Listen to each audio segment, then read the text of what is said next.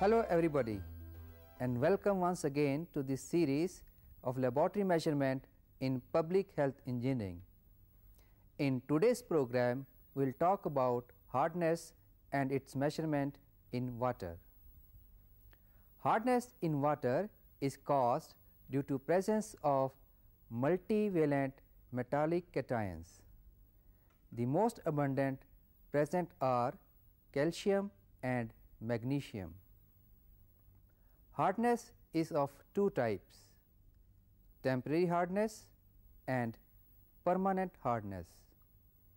Temporary hardness is caused due to carbonates of calcium and magnesium. It is also termed as carbonate hardness. It can be removed by simple processes like boiling. Permanent hardness is due to presence of sulfates and sometimes chlorides and nitrates of calcium and magnesium. It is also termed as non-carbonate hardness. Permanent hardness cannot be removed by processes of boiling. Hardness is measured in ppm on calcium carbonate scale. A concentration of 100 ppm is allowable for drinking water. We measure hardness by simple technique called volumetric method. It is known as EDTA titrimetric method for this case. We need simple glasswares like burette of 25 or 50 ml capacity with a burette stand, a measuring cylinder of 100 ml capacity, conical flask of 250 ml capacity, glass funnel, a pipette of 1 ml capacity and a dropper. The reagents required are sodium salt of EDTA, Arichrome black tea,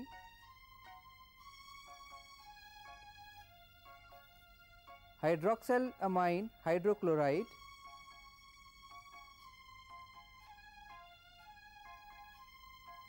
ammonia buffer,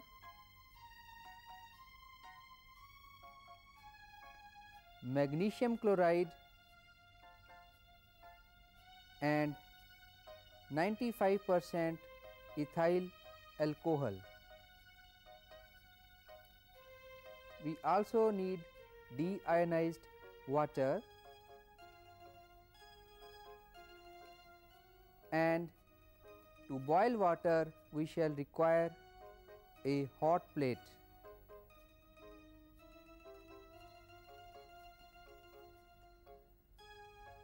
Now first we have to prepare reagents of desired concentration.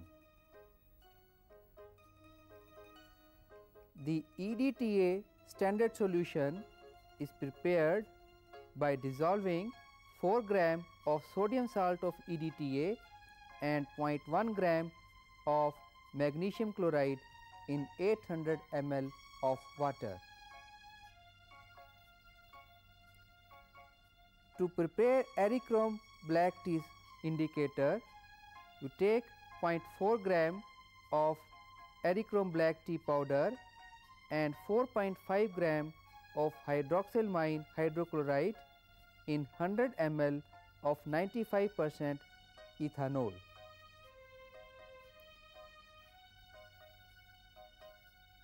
The ammonia buffer is readily available or it can be prepared by dissolving 16.9 gram of ammonium chloride in 143 ml concentrated ammonium hydroxide and then add 1.25 gram of magnesium salt of EDTA and dilute to 250 ml with distilled water.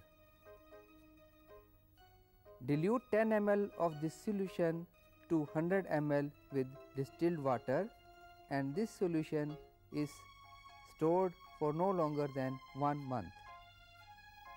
First, we determine the total hardness. Fill the burette with the standard EDTA solution.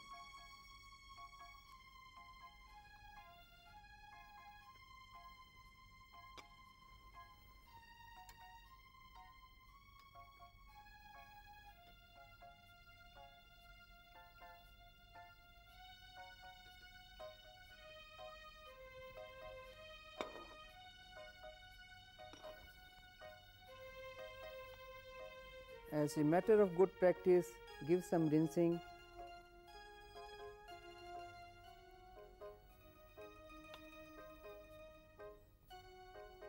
Now measure 100 ml of sample .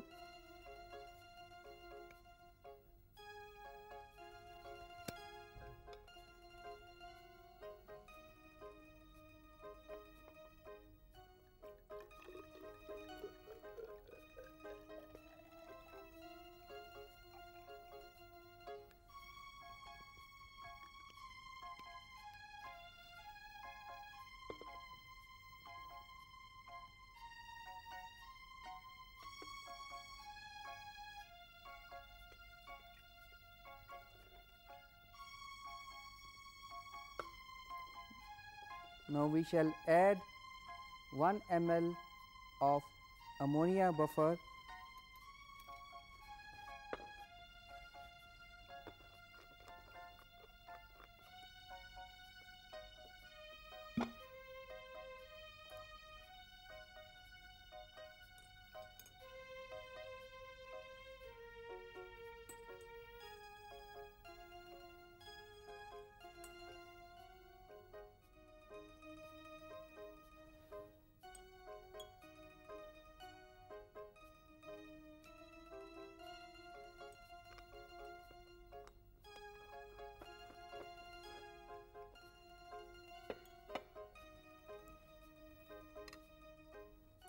And 5 to 6 drops of Adichrome black tea indicator.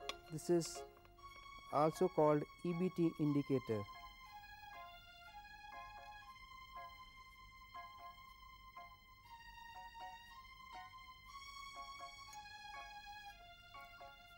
Now the color changes to dark red. So we can start the titration. So note down the initial reading, record the value in proforma.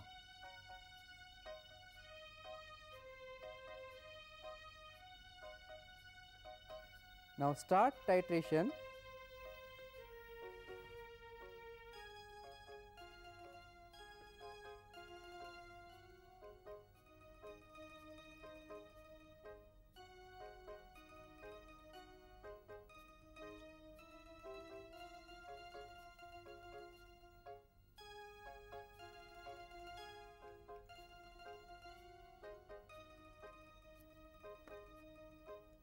So the change of color to the blue is the end point of the reaction. Now note down the final reading. Record the value and find the volume consumed.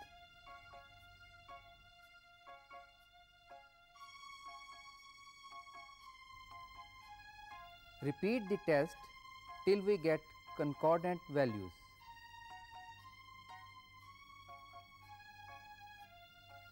The concordant reading is 1.6 ml.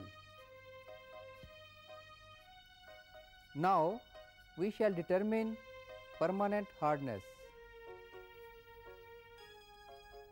So take 100 ml sample .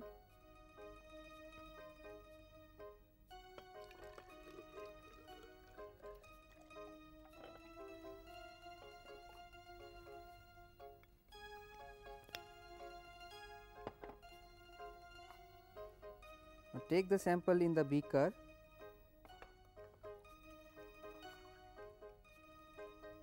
And put it on the hot plate .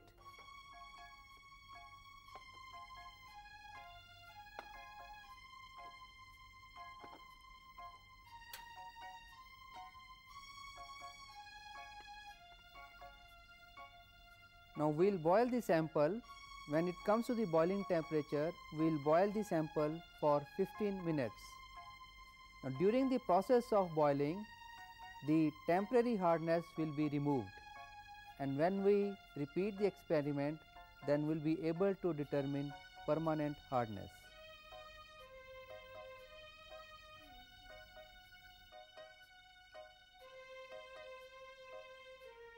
After 15 minutes, remove the sample and allow it to cool.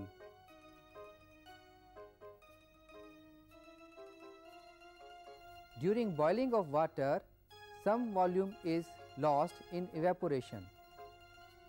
To make up for the same, we will add distilled water.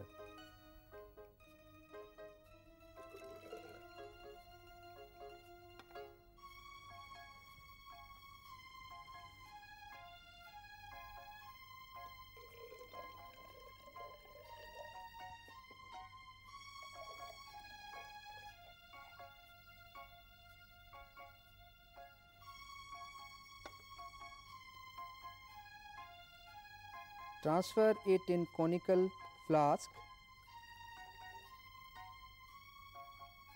In the same manner, we will add 1 ml of ammonia buffer,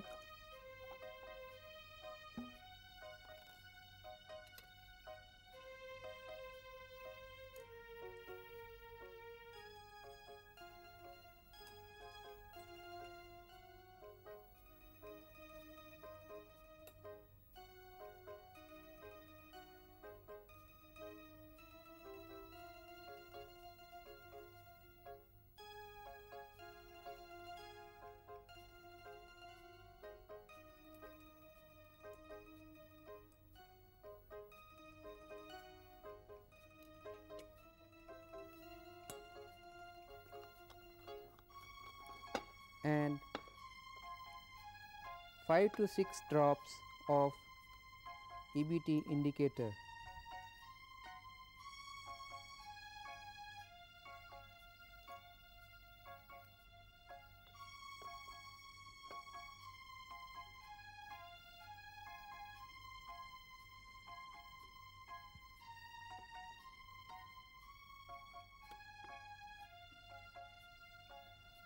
Note down the initial reading.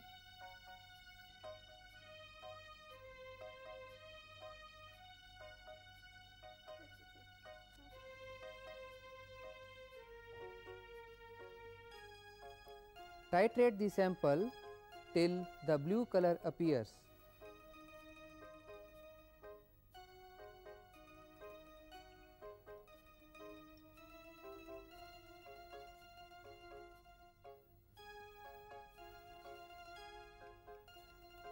Note down the final reading.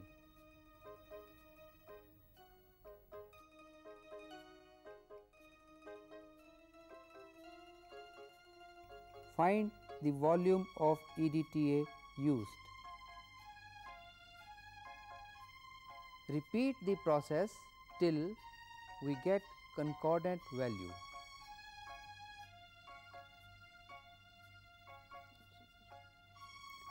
The concordant reading is 0.7 ml. Total hardness on calcium carbonate scale is measured as ml of EDTA used for unboiled sample into 10 to power 3 divided by ml of sample, which in this case is found to be 16 mg per liter. A similar formula is used to calculate permanent hardness, but for the ml of EDTA used for boiled sample.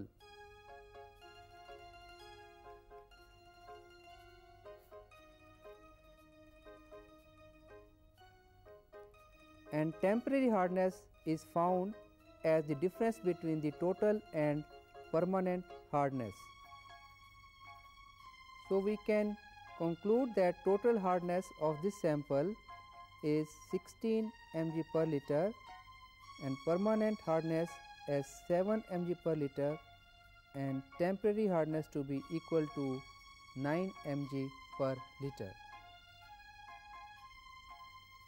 Total hardness can also be determined from the concentration of different metallic cations.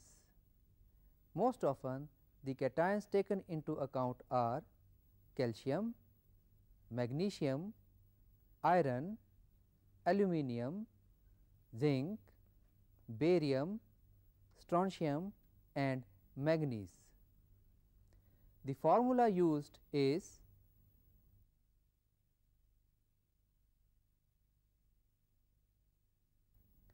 depending on hardness value, water may be described as soft, moderately hard, hard and very hard. Generally, hard water is considered suitable for human consumption. However, excessive hardness is objectionable due to many reasons. Hard water causes more consumption of soap to produce lather or foam. It adheres to the surface of tubs and sinks and may stain the dishes, clothes and other items. Excessive hardness may also make the skin to feel rough and discomfortable. Hard water can also modify color in the dyeing work. If water with excessive hardness is used in boilers and water heaters, it may result in scaling, which is further a cause of loss of economy due to reduction in thermal conductivity. Water with higher hardness can also lead to corrosion and incrustation of water pipes and plumbing fixtures. Therefore, it is important that hardness is kept under control. Thank you and goodbye.